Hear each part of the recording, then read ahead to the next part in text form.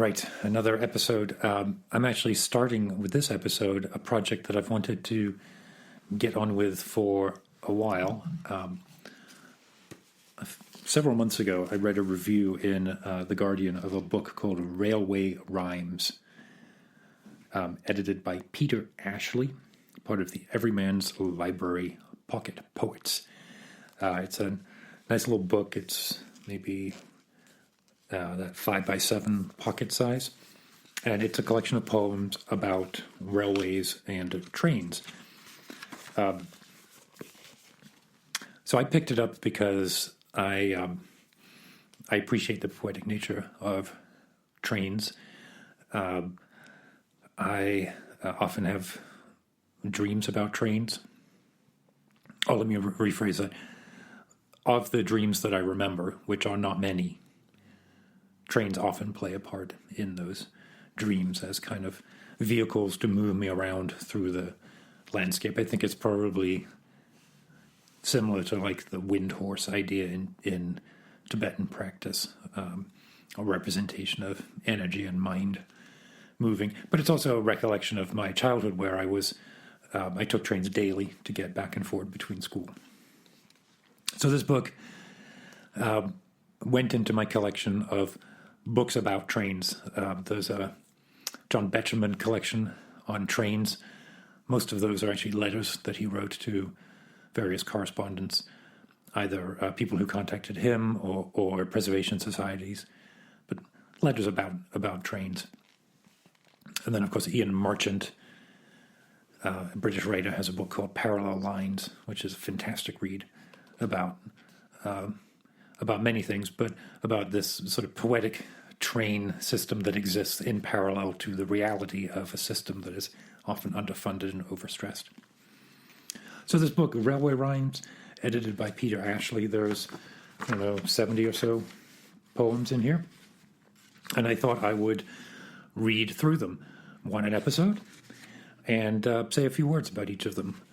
Use these as instigators for reminiscence and other ideas. So an ongoing section, and I have time now to work on it. So I'm going to start with the first one today. Let me say a word there about time, because just to date this episode, right, we're in the middle of the first week in the U.S. of really serious social distancing. A lot of businesses have closed down. A lot of people aren't working. I am still working. My job is an office job, and I'm able to work remotely, work from home. So I'm fortunate in that regard. And I also realized that I haven't freed up a whole lot of time with these cancellations, right? It's like my evenings weren't filled with out and about activity. I would come home from work, I would practice piano, and I would read, listen to a podcast, and then go to bed, ready to get up early the next day. So it's not like there's a ton of things that I would normally do that now I'm not able to do, and now I have free time. And it's not that we're in quarantine or we're not allowed to leave the house. But what I have realized then is the value of that time. With less going on and with more concern and care about what's going on, the time that I do have is immediately more valuable. And that's a good lesson. So what do I want to use that time for? Well, I do want to use it for things like this, for this project. So hope you enjoy. So what I'm going to do, I'm going to read the poem, and then I've taken some notes, and I'm going to walk through those notes. And I can't promise that they will be in any kind of sensible order. These aren't essays. They are podcasts. Yeah. So anyway, the first poem in the collection is called Opening Hymn, and it is anonymous. It's not attributed to anyone. The first section of the book is called Navigating. So each of the book itself is broken up into different sections, thematic sections. And the first section is Navigating. The second section is Engineering. Looking forward to that one. The third section is Waiting. I'm looking forward to that. The fourth section is Traveling. I'm looking forward to that. And then the last section, which I'm really looking forward to, is called Musing. So I'm just going to read them in the order that they're presented in the book. This first one is anonymous. Opening hymn.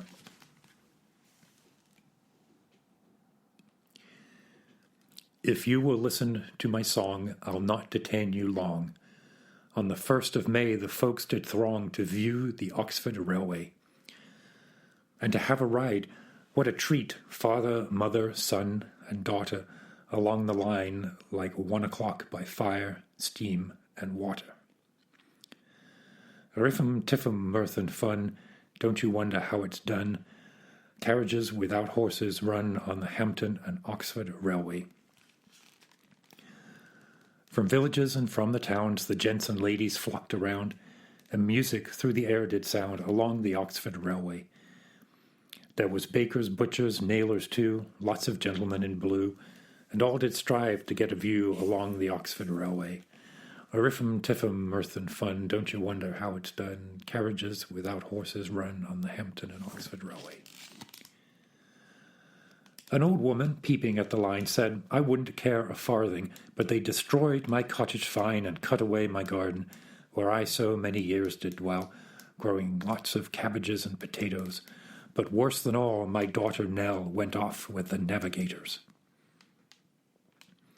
A riffum, tiffum, mirth and fun, don't you wonder how it's done? Carriages without horses run on the Hampton and Oxford Railway. In Ulster lives a bonny lass, I think they call her Nancy. Says she, a trip upon the line greatly would please my fancy. I will ride by steam and work by steam I'll on be hurried. And when I can a husband find, by steam I will be married. A riffum, tiffum, mirth and fun, don't you wonder how it's done? Carriages without horses run on the Hampton and Oxford Railway.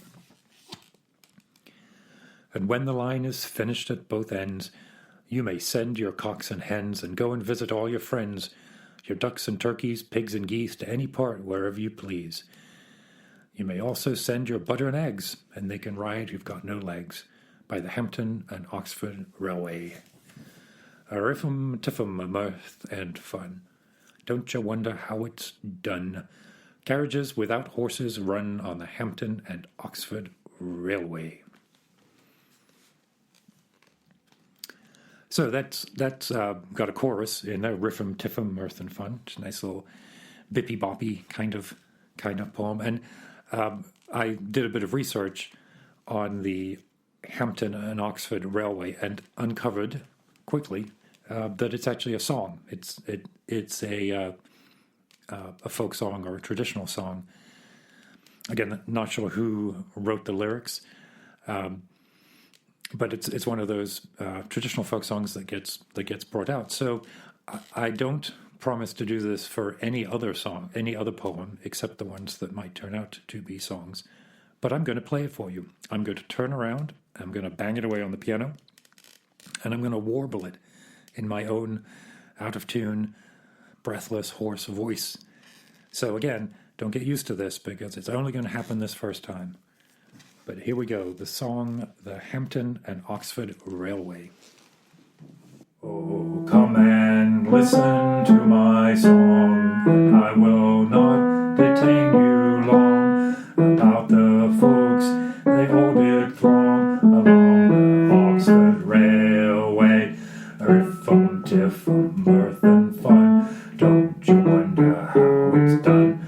Carriages with horses run on the Oxford and Hampton Railway. You are welcome. So it's actually a folk song, and there are other verses out there than the ones that have been written down in this book. In the first stanza, it says, I'll not detain you long. On the 1st of May, the folks did throng. The 1st of May, when I looked into the history of the actual Hampton and Oxford Railway, there was no suggestion that it was actually opened on the 1st of May. Of course, the 1st of May is one of those celebratory dates in village life when you would put up a maypole and dress in white and dance around it with the ribbons and the bells, and there would be Morris dancers and hot pasties and probably strong cider that you would drink, and then there would be some dancing and riotous fucking, right? So the train, the opening of the train line is definitely tied in with that kind of village celebration. And the antiquity of those celebrations is something that you can talk about and think about. I know people who think that the Morris dance itself is a relic of ancient Druidic practices passed down for 1,000 years from Arthurian times and beyond. And I don't think they're wrong. I think that the dancing with the bells and the handkerchiefs and the sticks and the rhythm is a strange and peculiar phenomenon that does open up the community to broader, magical forces. And definitely with this poem stating the 1st of May, it's laying it out there. It's a mythical celebratory day, and we should read the rest of the song and think about the rest of the railway in those terms.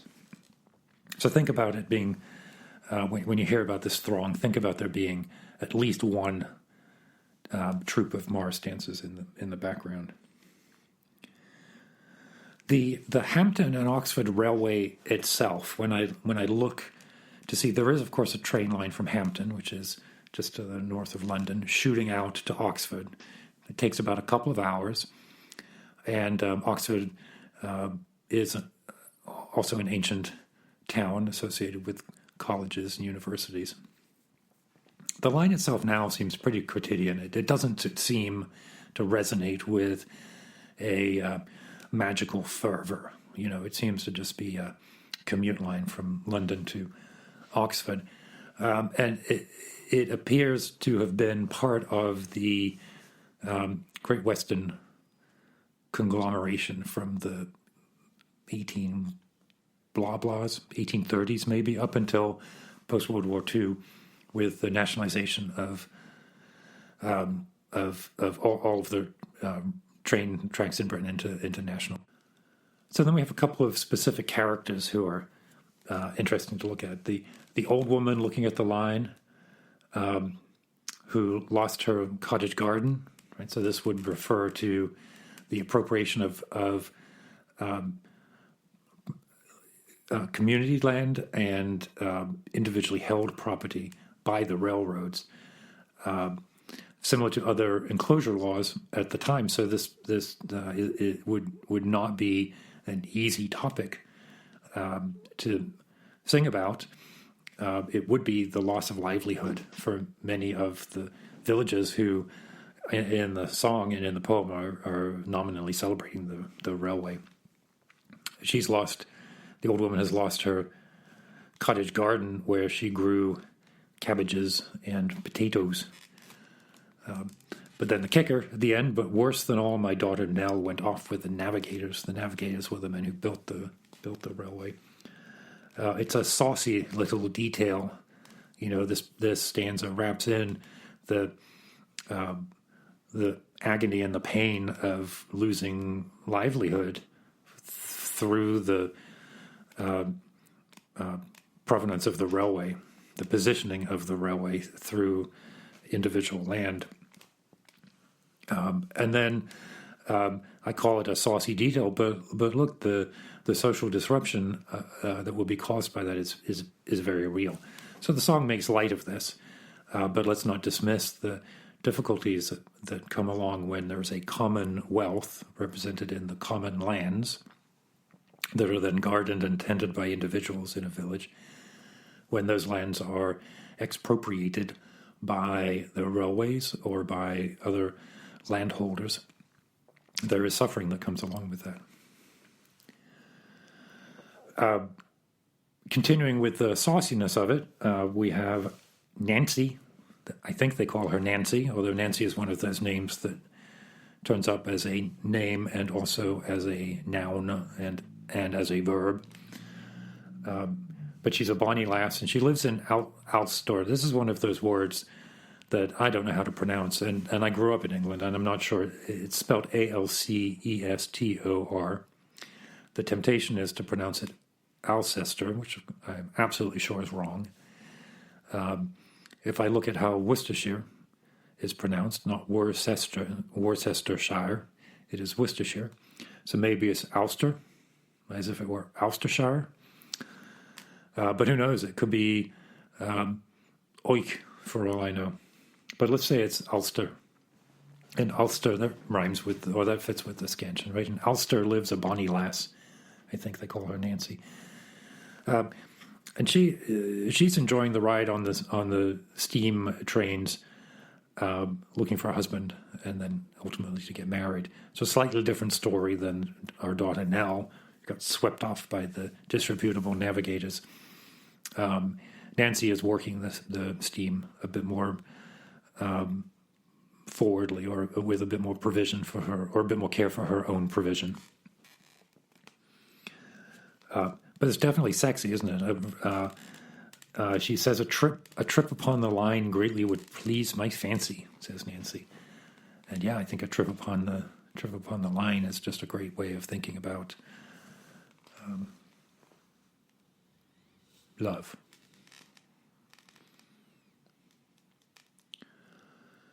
So it's like magic. At the end, ducks, turkeys, pigs, geese, eggs, anything can go from one place to another. This sort of magic transportation through the landscape. So remember I said that the Ian Marchant book, Parallel Lines, talked about different levels of meaning associated with the trains. There's the quotidian commuter, commercial transaction.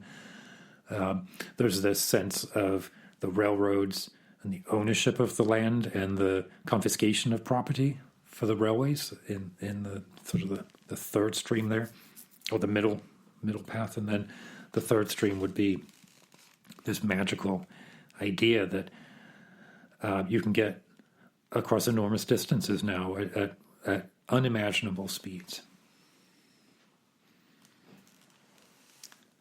So that's the first one. The next one, just to give a teaser, is actually by William Wordsworth, and the poem is called On the Projected Kendal and Windermere Railway. It's a pretty romantic title. Looking forward to that. If you like this, go ahead and subscribe to the podcast. Send me a note. My email is zenglop@zenglop.net. And you can also contact me at Twitter, but I'll be very surprised if anyone ever tweets at me. It might take me a moment to recover my composure.